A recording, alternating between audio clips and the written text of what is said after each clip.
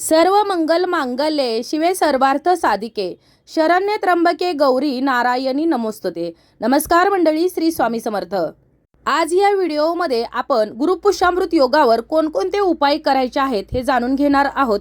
हे उपाय केल्यामुळे आपल्यावरती, आपल्या कुटुंबावरती सदैव माता लक्ष्मीची कृपा राहणार आहे। तिच्या कृपेने आपल्या घराची, मुलाबाळांची, पतीची प्रगती, भरभराट होणार आहे।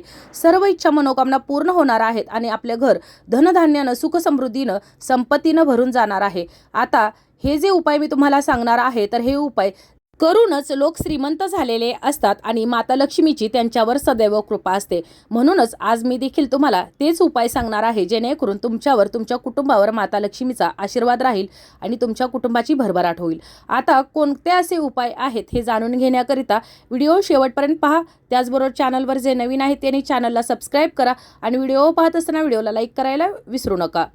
प्रत्येकाचीच इच्छा असते आपल्या कुटुंबामध्ये सुख शांती टिकून राहावी, आपल्या घराची भरभराट व्हावी, माता लक्ष्मीचा आशीर्वाद आपल्या कुटुंबावर राहावा। परंतु कितीही मेहनत केली, कितीही कष्ट केले तरी देखील आपल्या प्रयत्नांना यश येत नाही। आपल्या घरामध्ये आलेली लक्ष्मी कोणत्या ना कोणत्या कारणानं घराबाहेर जात असते आणि मग आपण आपल्या नशिबालाच दोष देत बसतो। पण असं न करता जर आपण काही विशिष्ट तिथींना जर काही उपाय, सेवा, तोटके जर केले तर त्याचा आपल्याला नक्की फायदा होतो आणि माता लक्ष्मीचा देखील आशीर्वाद आपल्याला प्राप्त होतो। तर आपण आज जे हे उपाय जाणून घेणार आहोत, तर त्यापैकी जो पहिला उपाय आहे तर तो आपल्याला या गुरुपुष्यामृत योगावर करायचा आहे। गुरुपुष्यामृत योगावर सोने, चांदी किंवा मौल्यवान वस्तू खरेदी करणं अत्यंत शुभ मानलं जातं, परंतु आपण ह्या वस्तू खरेदी करू शकत नाही। म्हणूनच तुम्हाला या दिवशी पिवळ्या ज्या कवड्या असतात तर त्या पिवळ्या कवड्या खरेदी करून आपल्या घरी आणायच्या आहेत। पिवळ्या कवड्या समुद्रात मिळतात आणि माता लक्ष्मी ही देखील समुद्रातून प्रकट झालेली आहे। तिच्यासोबतच या पिवळ्या कवड्या देखील प्रकट झालेल्या आहेत आणि म्हणूनच देवी लक्ष्मी मातेला पिवळ्या कवड्या या अतिशय प्रिय आहेत। आणि त्यामुळे तुम्ही जर तुमच्या देवघरामध्ये किंवा तिजोरीमध्ये तुम्ही किंवा ज्या ठिकाणी धनधान्य ठेवता तर त्या ठिकाणी जर या पिवळ्या रंगाच्या कवड्या ठेवत असाल आणि दररोज सकाळ संध्याकाळ तुमच्या देवघरातील देवी देवतांची पूजा करत असताना या कवड्यांची जर पूजा करत असाल तर तुमच्यावरती माता लक्ष्मीचा नेहमी आशीर्वाद राहणार आहे आणि अशा घरांमध्ये कधीही धनाची आणि धान्याची कमतरता राहत नाही। म्हणूनच आपल्याला या गुरुपुष्यामृत योगावर काहीही खरेदी करणं शक्य झालं नाही तरी देखील या पिवळ्या कवड्या खरेदी करून आणायच्या आहेत आणि या खरेदी करत असताना आपल्याला 5 कवड्या खरेदी करायच्या आहेत आणि माता लक्ष्मी, भगवान श्री हरी विष्णू यांच्यासोबत या कवड्यांचं देखील विधिवत पूजन करायचं आहे आणि त्यानंतर एका लाल रंगाच्या कपड्यामध्ये या कवड्या बांधून तुम्हाला तिजोरीमध्ये, गल्ल्यामध्ये किंवा मी अगोदर सांगितल्याप्रमाणे तुम्ही ज्या ठिकाणी तुमचं धनधान्य ठेवता त्या ठिकाणी तुम्हाला ठेवायचं आहे। यामुळं तुमच्या घरामध्ये येणाऱ्या पैशामध्ये उत्तरोत्तर वाढ होत जाते। आता दुसरी जी वस्तू आहे तर ती म्हणजेच नारळ। एकाक्षर नारळ आपल्याला या गुरुपुष्यामृत योगावर खरेदी करून आपल्याला घरी आणायचं आहे आणि ज्या वेळेला आपण माता लक्ष्मीचं, भगवान श्री हरी विष्णूंचं पूजन करणार आहोत तर त्या पूजनामध्ये कलश स्थापना करायची आहे आणि त्यावर हे जे आपण नारळ आणलेलं आहे, श्रीफळ आणलेलं आहे, तर त्याची देखील विधिवत पूजा करायची आहे। एकाक्षर नारळ हा सहजासहजी आपल्याला मिळत नाही, म्हणूनच आपल्याला हा एकाक्षर नारळ या दिवशी म्हणजेच गुरुपुष्यामृत योगावर खरेदी करून आपल्या घरी आणायचा आहे आणि देवघरामध्ये याची स्थापना करायची आहे। त्याच्यानंतर तुम्हाला जर तिजोरीमध्ये ठेवायचा असेल तर ठेवू शकता किंवा जर व्यवसाय असेल तर त्या ठिकाणी देखील तुम्ही हा नारळ ठेवू शकता। ठेवत असताना एखाद्या लाल रंगाच्या कपड्यामध्ये आपल्याला या नारळाला ठेवायचं आहे आणि त्याच्याबरोबर आपल्याला अगदी थोड्याशा अक्षदा देखील ठेवायच्या आहेत।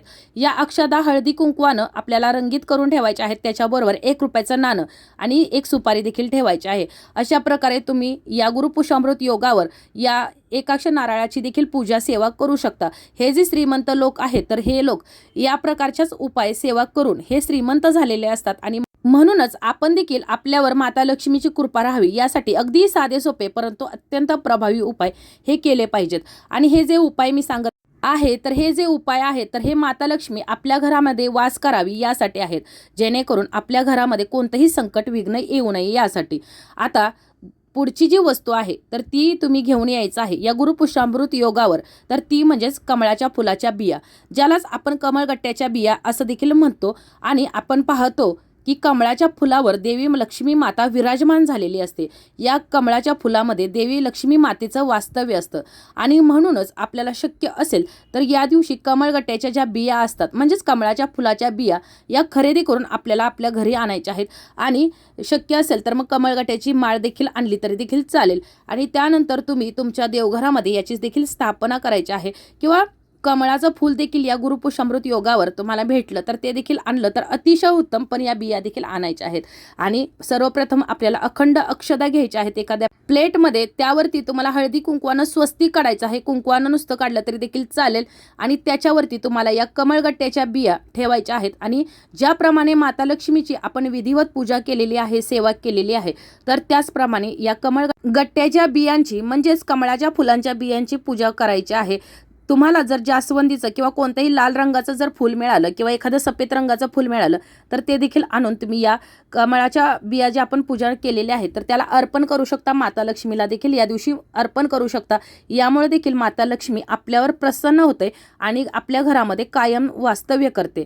त्याचबरोबर या गुरुपुष्यामृत योगावर असं नाही की सोन्या चांदीच्याच किंवा मौल्यवान वस्तू खरेदी कराव्यात, तर आपण या लक्ष्मी स्वरूप अशा काही वस्तू देखील खरेदी करू शकता. त्याचबरोबर आता जी पुढची वस्तू आहे तर ती म्हणजेच लक्ष्मीची चांदीची पावले. जर तुम्हाला चांदीची पावलं जर खरेदी करणं शक्य होत नसेल तर तुम्ही मग कोणत्याही धातूची ही पावलं खरेदी करून घरी आणायची आहेत किंवा प्लॅस्टिकची जरी आणली तरी देखील चालतील. परंतु ही पावलं खरेदी करत असताना या पावलांवर शंकर, सूर्य, स्वस्तिक, चंद्र, कमळ अशी चिन्ह असतील तर अशीच पावलं आपल्याला खरेदी करायची आहेत. याबरोबर काही पावलांवर लक्ष्मी मातेचं देखील चित्र कोरलेलं आहे.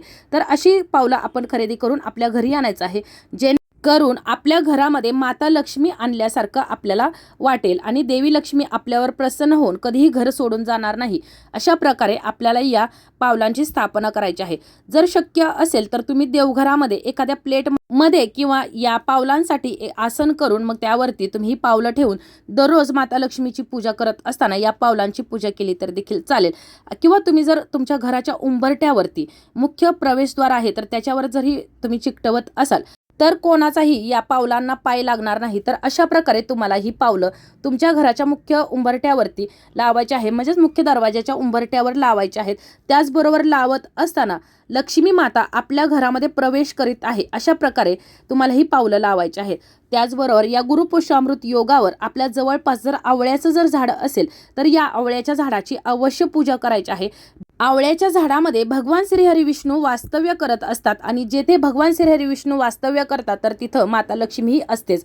आणि म्हणूनच आपण या गुरुपुष्यामृत योगावर शक्य असेल तर या आवळ्याच्या झाडाची पूजा करायची आहे. त्याचबरोबर या दिवशी तुम्ही पिंपळाच्या झाडाची देखील पूजा करू शकता, कारण पिंपळाच्या झाडावर देखील 33 कोटी देवी देवता वास करत असतात. भगवान श्रीहरी विष्णूंचं वास्तव्य देखील पिंपळाच्या झाडावर असतं.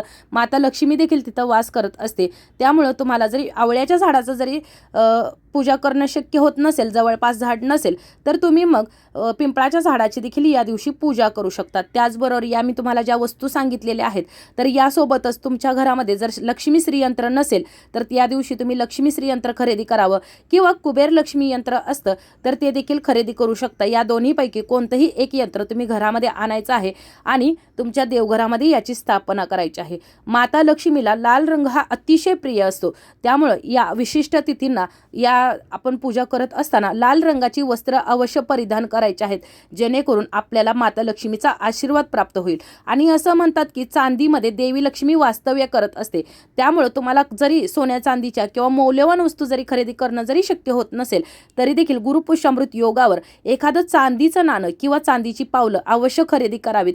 किंवा असे ज्या काही विशिष्ट तिथी असतात, 3.5 मुहूर्तांपैकी मुहूर्त असतात, तर त्यावेळेला जरी तुम्ही एखादं चांदीचं नाणं खरेदी करून तुमच्या देवघरामध्ये त्याची पूजा केली किंवा तुमच्या तिजोरीमध्ये किंवा गल्ल्यामध्ये ठेवलं तरी देखील देवी लक्ष्मी मातेची आपल्यावर, आपल्या कुटुंबावर सदैव कृपा राहते. आणि मी तुम्हाला हे जे काही साधे सोपे परंतु अत्यंत प्रभावी उपाय सांगितले आहेत तर हे उपाय करूनच हे जे श्रीमंत झालेले आपल्या आजूबाजूला लोक दिसतात तर हे उपाय करूनच ते श्रीमंत झालेले असतात. आणि आपल्याला अनेकदा पाहायला मिळतं या लोकांची देवावर अधिक श्रद्धा असते. ते माता लक्ष्मी, भगवान श्रीहरी विष्णू, बाळकृष्णांची पूजा करताना आपल्याला पाहायला मिळतात.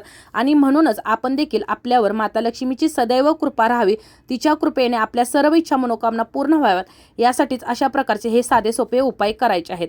त्याचबरोबर या गुरुपुष्यामृत योगाला आपला जो घराचा मुख्य दरवाजा आहे, उंबरठा आहे, तर त्यावरती हळदीचं लेपन हे करायचं आहे. दरवाजावरती कुंकवानं स्वस्तिक काढायचं आहे. एखादं स्वस्तिक आणून प्लॅस्टिकचं असेल किंवा इतर धातूचं तुम्ही तुमच्या मुख्य दरवाजावर लावायचं आहे. मुख्य दरवाजाच्या आतल्या बाजूला गणपती बाप्पांची मूर्ती देखील तुम्ही स्थापन करू शकता किंवा एखादी प्रतिमा लावू शकता, जेणेकरून कोणतंही विघ्न तुमच्या घरावरती या विघ्नहर्त्याच्या कृपेने येणार नाही. अशा प्रकारे तुम्हाला या अगदी साध्या सोप्या सेवा करायच्या आहेत. आपल्या मुख्य दरवाजाला या दिवशी आंब्याचं तोरण लावायचं आहे आणि या ज्या सेवा आहे तर तुम्ही या विशिष्ट ज्या काही तिथी असतात तर त्या तिथींना केल्या तर माता लक्ष्मीचा सदैव आपल्यावर, आपल्या कुटुंबावर आशीर्वाद राहतो. तिच्या कृपेने आपल्यावर कोणतेही संकट, विघ्न, बाधा येत नाही. आपल्या घराची धनधान्याने आणि सुखसमृद्धीने, संपत्तीने भरभराट झालेली असते. अशा प्रकारे आपल्याची ही माहिती, आजचा हा व्हिडिओ इथंच थांबवते. ही माहिती, हा व्हिडिओ तुम्हाला कसा वाटला कमेंट करून जरूर कळवा. जर काही अडचणी असतील, समस्या असतील तर तुम्ही मला कमेंटमध्ये विचारू शकता. अगदी साधे सोपे परंतु अत्यंत प्रभावी उपाय आहेत. तर या गुरुपुषामृत योगावर तुम्ही अवश्य करावेत. माहिती आवडली असेल तर व्हिडिओला लाईक करा, चॅनलला सबस्क्राईब करा आणि हा व्हिडिओ जास्तीत जास्त शेअर करा. धन्यवाद.